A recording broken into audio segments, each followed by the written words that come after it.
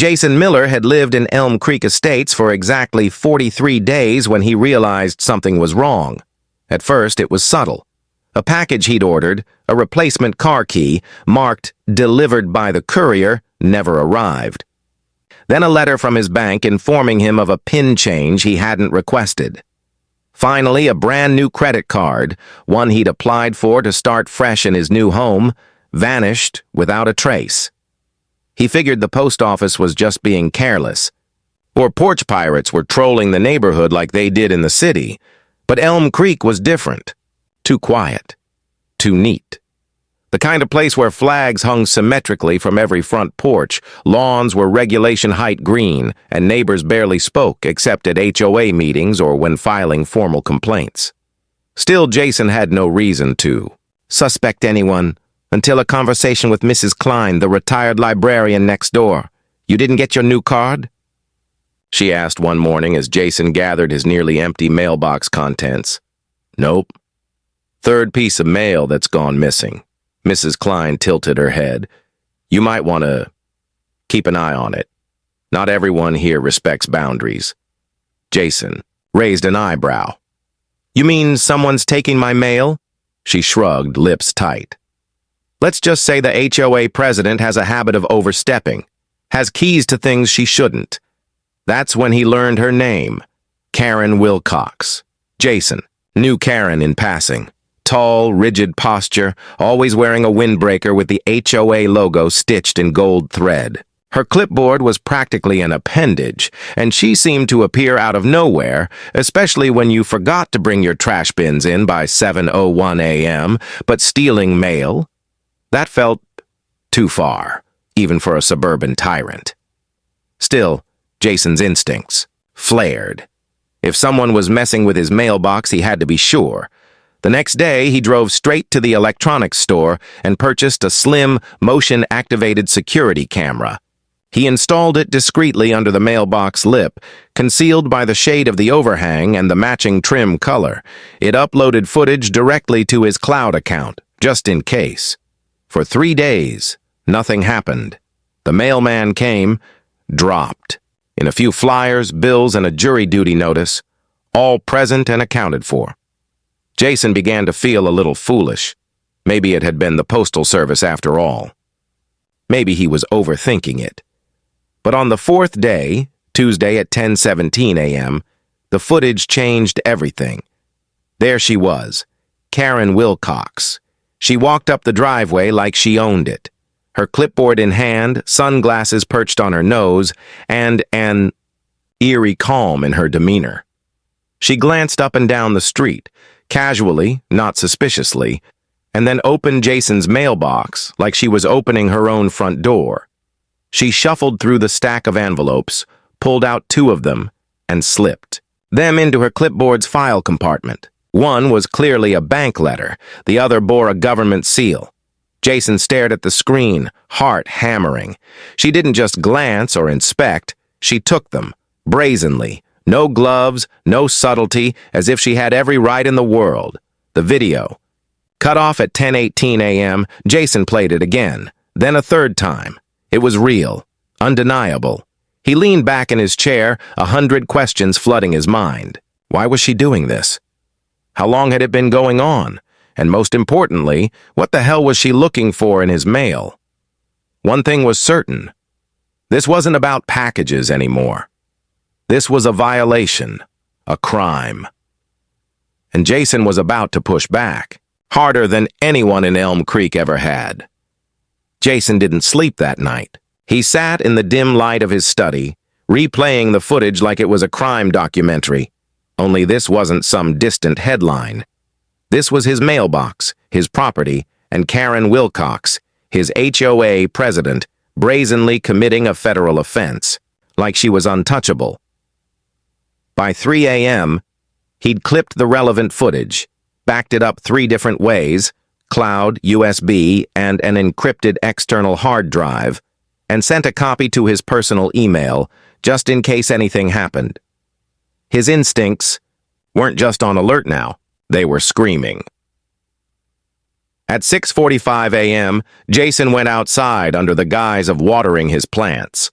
Across the street, Karen emerged from her pristine brick colonial, dressed in a matching windbreaker and khaki combo, her blonde bob stiff in the wind, like it had been sculpted rather than styled.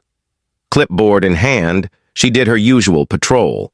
Slow, deliberate steps, like a security officer in a prison yard. Jason watched her pause at the Parker's mailbox, pretend to jot something down, then continue walking. She looked up at his house for the briefest moment. Their eyes met.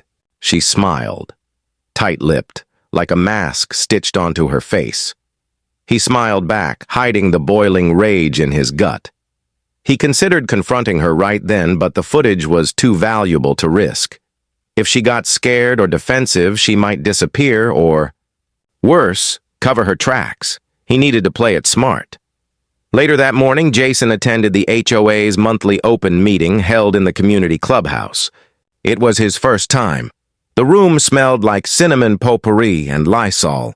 Folding chairs lined up in uneven rows, a long table at the front where the board sat like royalty in a suburban court. Karen presided from the middle seat. As always, she said cheerfully, "Thank you for being model residents. Property values remain strong because we maintain high standards." Jason waited through the lawn care updates, the no Halloween decorations before October 1st policy reminder, and a deeply impassioned debate over basketball hoops being left on driveways overnight. Then came the open floor. He stood up. "I have a concern regarding HOA board conduct," he said. The room hushed. "Specifically regarding illegal access to private mailboxes." Karen's smile didn't waver. "Mr. Miller, is this about a delayed delivery?" "Unfortunately, the Postal Service is out of our control." He shook his head. "No. This is about you stealing my mail." Gasps rippled through the room. Karen blinked slowly, then laughed like a teacher humoring a misbehaving student. "I assure you, any interaction I have with residents' mailboxes is strictly to ensure compliance. With our community standards, I have video footage," Jason interrupted, "of you removing 2 pieces of my mail from my box on Tuesday morning." Her laughter stopped. The silence was loud. One of the board members, an older man with sunspots and a veteran's pin on his lapel, coughed and looked down at his notes. A woman in the back whispered, "Did he say video?" Karen's smile dropped for the first time. "I'd like to see this so-called footage," she said stiffly. Jason nodded. "You will, but not here." Karen stared at him, expression unreadable. The meeting continued, but the air was different now. Tense, fractured. On his way out, someone brushed his elbow. Mrs. Klein. Quietly, she murmured, "She's been doing this for years. You're the first one with proof." Jason paused, but she was already gone. As he stepped into the bright morning sun, one thing was clear. He wasn't just protecting his mailbox anymore. He was about to dismantle something deeper, and Karen knew it. Jason barely made it home before his phone buzzed, an HOA violation notice. The email subject line, "Urgent. Immediate compliance required." He opened it to find a formal warning about unsightly overgrowth on his front lawn. The attached photo showed a single weed poking through the sidewalk crack near his mailbox. He almost laughed. It was too fast, too petty, too obvious. Karen wasn't wasting time. By the end of the day, 3 more violations had rolled in, one for leaving his trash bins at the curb for more than 24 hours. It had been 23. Another for unauthorized exterior surveillance equipment, his camera, and a particularly aggressive warning about an unapproved garden ornament, which was just a solar-powered owl. Jason stared at the mounting notices and realized something chilling. This wasn't about rules. It was war. The next day, he went door to door, quietly, carefully, speaking with a few neighbors he'd seen Karen visit during her patrols. Most were nervous, but one man, Rick Carver, a former board member who now spent most of his time working on his car in his garage, agreed to talk.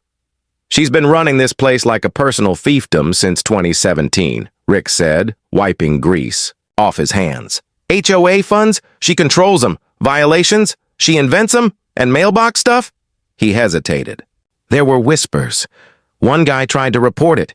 Got hit with over $5,000 in fines out of nowhere. Moved within 3 months. Jason's stomach twisted.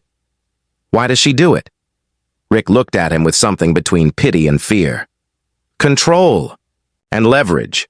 Mailboxes hold information, bank statements, legal docs, medical records. If she wants power over you, that's where she starts. Jason's mind raced.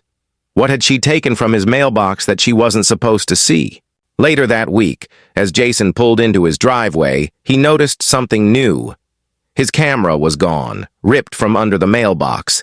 The mounting tape was shredded.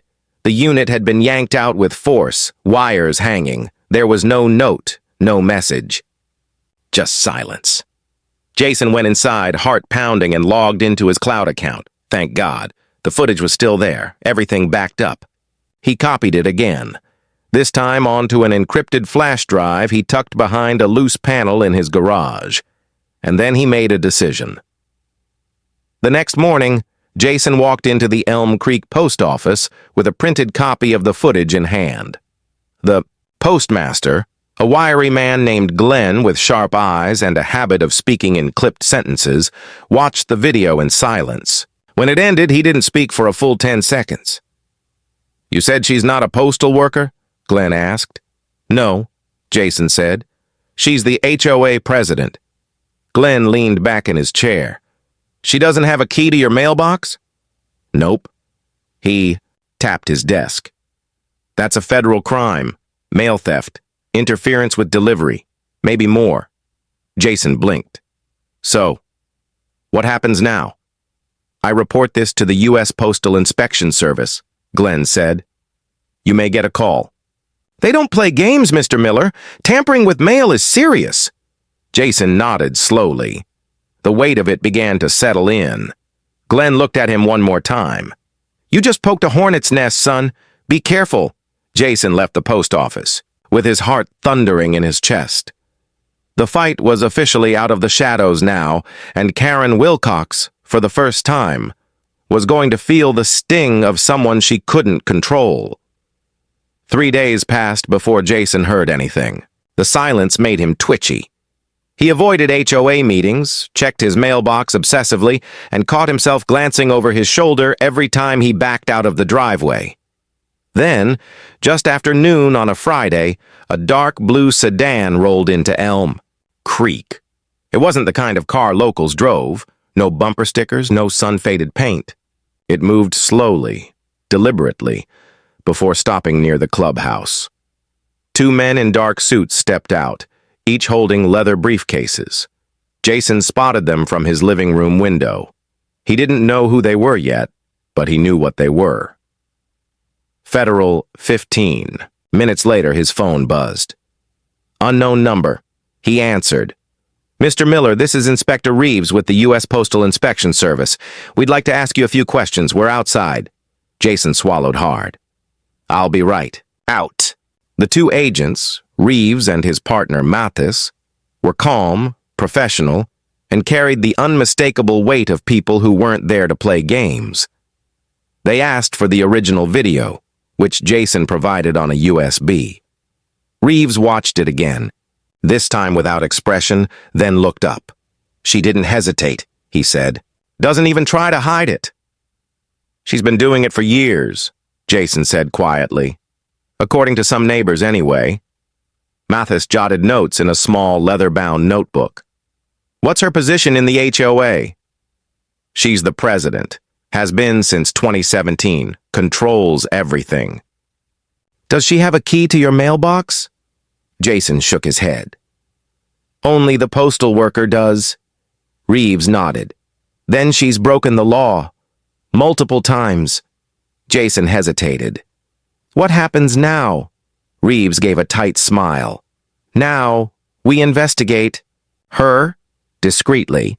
But if there's a pattern, and we find evidence, She won't be protected by her clipboard and HOA title. Mail theft is a felony. She's playing in federal territory now. By Monday, people were whispering. The blue sedan had been spotted circling the neighborhood again. Karen wasn't smiling during her usual morning patrol. In fact, she was nowhere to be seen for 2 days straight. Then, suddenly, she re-emerged. And Jason immediately knew she'd figured it out. An envelope appeared on his doorstep, hand-delivered, not mailed.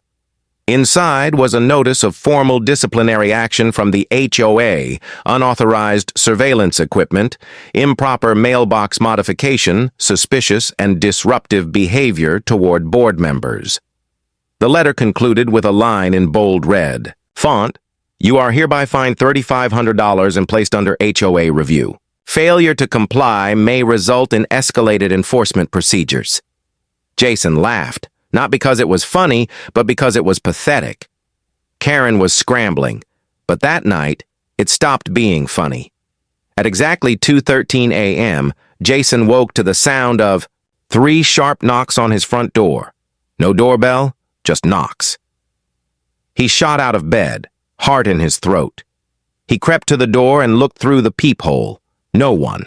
He stepped onto the porch. Nothing, except for a single piece of paper, folded, and wedged under his doormat. He opened it with trembling fingers. It wasn't typed. It was handwritten. Back off. Or it won't just be your mail that disappears. Jason stood in the darkness, bare feet on cold concrete, adrenaline pumping through his chest. This was no longer a petty HOA feud. This was someone who thought they were untouchable, someone used to people folding. But Jason had already gone too far to fold. And for the first time in a long while, Karen Wilcox was scared. Jason didn't sleep the rest of that night. He sat on his living room couch with a baseball bat in one hand and the warning note in the other, every light in the house blazing like a lighthouse, warding off trouble. By morning, he wasn't just exhausted. He was furious.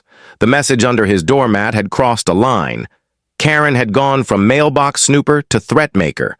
And the worst part? She knew how to make it look like he was the aggressor, but she had no idea that Jason wasn't alone anymore.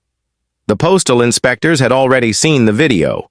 The paper trail was growing, and now Jason had leverage.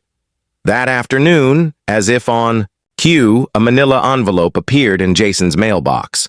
One of the few times mail had actually arrived properly in weeks. Inside was a thick stack of documents, courtesy of a Freedom of Information Act request he'd filed with the city's housing department 2 weeks earlier. The contents? A decade of HOA budget reports, reimbursement forms, contractor invoices, and some serious discrepancies. Jason's eyes widened. Karen had reimbursed herself nearly $9,000 in administrative costs in the past 2 years alone. Landscaping contractors were getting paid triple the usual rate, and all the vendors shared. A common mailing address, one linked back to her nephew. Fraud, embezzlement, racketeering. This wasn't just HOA bullying anymore, this was criminal enterprise. Jason scanned every document, highlighted everything questionable, and compiled a full report. Then he emailed a copy to Inspectors Reeves and Mathis. The subject line was simple: more than mail theft. But Karen wasn't waiting around. The next day, Jason returned from the grocery store to find a tow truck hooked to his car. A man in a neon vest was arguing with his neighbor while loading Jason's sedan onto the flatbed. "Hey!" Jason sprinted toward them. "What the hell are you doing?" "Violation of street parking code," the driver said flatly. "Orders from the HOA." Jason pointed at his driveway. "There's no sign, no warning." The driver just shrugged and finished securing the vehicle. That night, Jason reviewed the HOA bylaws again. Nowhere did it say residents couldn't park on the street unless snow was falling or a fire lane was marked. It was a fabricated rule, another power move, but this time, he wasn't the only one paying attention. Rick Carver showed up at Jason's. Doorstep just after dusk. He held a brown envelope and a look that said he'd been waiting for the right moment. "She's done it before," Rick said. "People just don't talk because they're scared, but I'm not scared anymore." Inside the envelope were printed screenshots, photos of Karen at a mailbox 2 blocks over from Jason's. Another neighbor, another victim. Jason stared at the images. "Where did you get these?" "I installed a dash cam facing my mailbox. 3 months ago after she gave me a violation for having a garden gnome." He smiled grimly. "Turns out she liked my mail better than the gnome." Jason laughed, shaking his head. "You ready to make it public?" Rick nodded. "Let's burn her down." That night, Jason launched a private Facebook group for Elmy. Creek residents called HOA Truth Watch. Within 2 hours, it had 17 members. By midnight, 41. By morning, over 60 people had joined, nearly half the neighborhood. They were uploading stories, photos, documents. One woman claimed Karen had threatened to revoke her pool privileges over a political bumper sticker. Another posted a blurry video of Karen scribbling on a mailbox with what looked like a master key in her other hand. The dam had cracked. The stories were pouring out, and Jason knew Karen wasn't fighting one man anymore. She was fighting a community that had just realized it was stronger than her. Karen Wilcox had ruled Elm Creek like a queen behind a white picket fence. But now, her empire was starting to rot. Fast. Jason watched as HOA Truth Watch grew to nearly 100 members in under 48 hours. Every new post was another nail in Karen's coffin. Unexplained fines, sudden violations, revoked clubhouse access, and the most damning of all, a video from 2021 showing her unlocking a row of mailboxes with a key she shouldn't have had.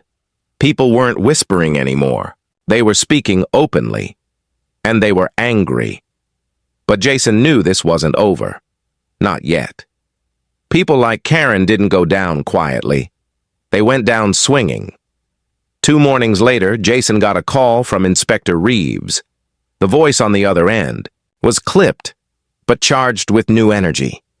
"Mr. Miller, we've completed our preliminary review. We've escalated the case."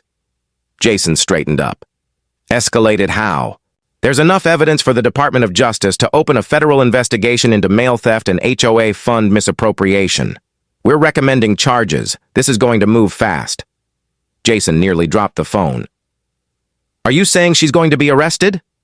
"Eventually, but not before she finds out. And when she does, she'll panic." Jason glanced out the window. A familiar white Lexus sat parked in Karen's driveway.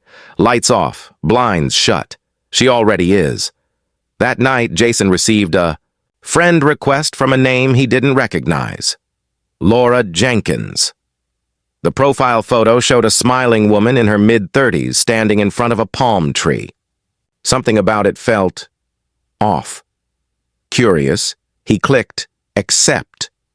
Within minutes, he received a message. "You don't know who you're dealing with." Jason's blood went cold. He typed a reply. "Care to explain?" No answer. A minute later, the account disappeared. He checked again. Deleted. Gone. Jason sat back, heart pounding. Was it Karen? One of her relatives?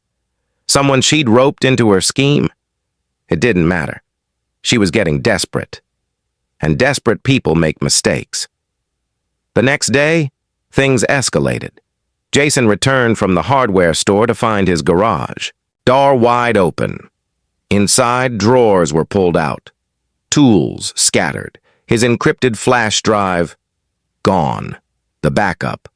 The only physical copy. Jason called the police, filed a report, and messaged Reeves immediately. "The drive's missing. I think she had someone break in." But Reeves responded with something Jason hadn't expected. "Check the copy you sent us. We have everything." Relief surged through Jason like a tidal wave. She hadn't erased the evidence. She'd only confirmed her guilt. But then, a question crept into Jason's mind. How had she known where he hid the drive? Only a handful of people even knew about the garage panel. Unless... Jason opened his laptop, logged into his Wi-Fi router, and checked connected devices. Buried under anonymous IP addresses and smart bulbs, one entry stood out: Nest Cam, shared access. Someone had been watching through his own security system. She had hacked him. That night, Jason returned to HOA Truth Watch with a post that shook the group. Karen Wilcox isn't just abusing her position, she's spying on residents. Illegally. If you have smart devices, check their access logs. I'll be posting a guide on how to revoke unauthorized connections. We're being watched, neighbors. But not anymore. The post exploded. Comments rolled in. One by one, residents began confirming they too had strange connections to their networks. Some noticed slow internet. Others, recordings missing from their cloud storage. It wasn't just power she was after. It was control, and Jason had just ripped the curtain down.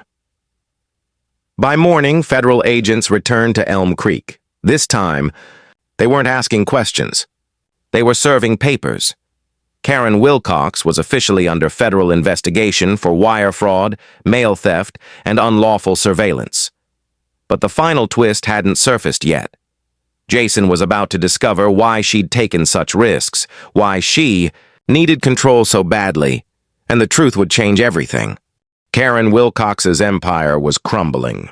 The Elm Creek HOA was in shambles. Board members were quitting.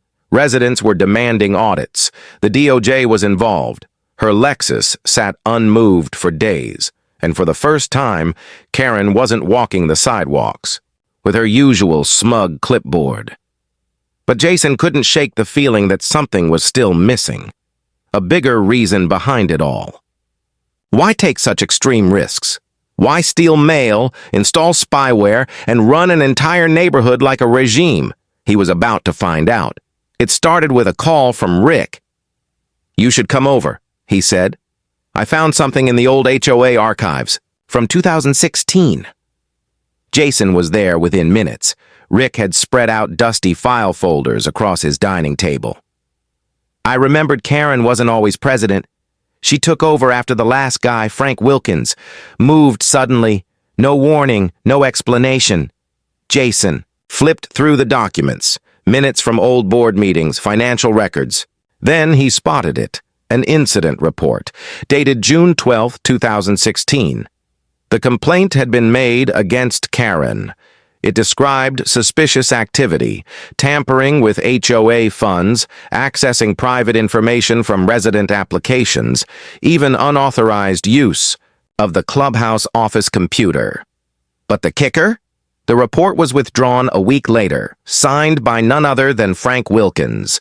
Why would he file it, then withdraw it? Jason asked. Rick handed him a yellowed envelope from the same folder. Inside was a resignation letter, hastily written, dated exactly 1 day after the complaint was withdrawn. In it, Frank wrote, "I can no longer serve in good conscience. I've been made aware of personal circumstances that compel me to step away. I hope my family will be left out of this." Jason stared at the letter. She blackmailed him. Rick nodded. Or worse, he moved across the country 2 weeks later. Never even sold his house, just abandoned it. Jason's mind spun. What did she have on him? What could she have possibly gotten from someone's mail? And then it clicked. Jason sprinted home, tore open the drawer with all the mail that had ever gone missing. Some had finally been recovered from the Postmaster's file once the investigation began. Among the letters was one envelope he hadn't paid attention to before. It was from a medical center, not addressed to him. It had been misdelivered. Jason flipped it over. The name on it, Isabel Wilkins, Frank's daughter. He stared at the return address. Women's Health Services of Clearwater, dated 2016. It hit him like a punch to the chest. Karen hadn't just stolen mail for control. She had stolen secrets, health, records, financial debt notices, foreclosure warnings. She weaponized people's private lives. And in Frank's case, she found out his teenage daughter had visited a clinic that offered services certain people in the community wouldn't take kindly to, and she used it to make him disappear. Jason stood in his garage that night, heart hammering. Karen wasn't just a bully. She was a manipulator on a whole different level. This wasn't about petty power plays. She had built an entire system of control by violating the most sacred form of privacy in America, the mail. But now, that system was burning. Jason uploaded everything, photos, letters, the resignation, even the clinic envelope, redacted of course, into a protected Google Drive and sent it straight to Reeves. His message was short. She blackmailed the last president. This is bigger than Elm Creek. The next morning, the DOJ served Karen Wilcox not just with mail theft charges, but with federal wire fraud, privacy violations, and obstruction of justice. She was taken from her home in handcuffs. Neighbors watched from their porches in silence as the woman who once fined them for weeds was read her rights on the same lawn she'd once ruled from. But Jason knew the story wasn't over. There was still one final move to make, and he had just the plan for it. Karen Wilcox was gone. The woman who once ruled Elm Creek with an iron fist, a master key, and a stack of violation notices was finally behind bars. But Jason knew that the fight wasn't just about one person. It was about restoring trust, dignity, and a community, robbed of both.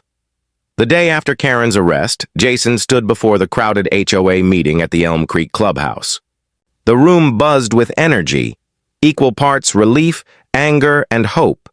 Jason was no public speaker, but the crowd listened as he recounted everything: the stolen mail, the intimidation, the surveillance, the fraud uncovered through painstaking research, and the community that refused to stay silent. When he finished, the applause was thunderous. That night, Jason and Rick sat in the backyard, the cool breeze carrying a quiet peace. "She's going to plead out, you know," Rick said. "Might even give up everything she took." Jason nodded. "And that money? The HOA funds she pocketed? We're getting it back. Plus, new rules, transparency, audits, limits on power." Rick smiled. "We're not just rebuilding the HOA. We're rewriting what it means to belong." Over the next weeks, Jason helped spearhead the formation of a resident oversight committee, a group elected by the community to keep the HOA accountable. No more secret meetings or hidden agendas. They introduced new policies: mailboxes secured by Postal Service only, independent auditors reviewing the HOA budget, and protections for anyone who reported misconduct. Elm Creek was healing. And then came the final surprise: the Postmaster. "Glenn, stopped by Jason's house one afternoon with a small unmarked envelope." "Something for you," he said, handing it over. Inside was a simple note and a key. "For standing up when it mattered. Elm Creek's mailbox master key now in. Trusted hands." Jason laughed, touched by the gesture. The key wasn't about control anymore. It was a symbol of responsibility. Months later, with the HOA running smoothly and federal charges progressing, Jason reflected on the wild journey. He thought about the neighbors who had once been afraid to speak up, about the power of a community, united by truth and courage. Most of all, he thought about how one stolen letter had opened a door, not just to an investigation, but to justice. As he locked his own mailbox that evening, Jason felt a quiet satisfaction. The neighborhood was safer, the mail was safe. And for the first time since this nightmare began, he believed in the word home again. Because sometimes, standing up isn't just about fighting back, it's about building something better, and Elm Creek was ready for that future.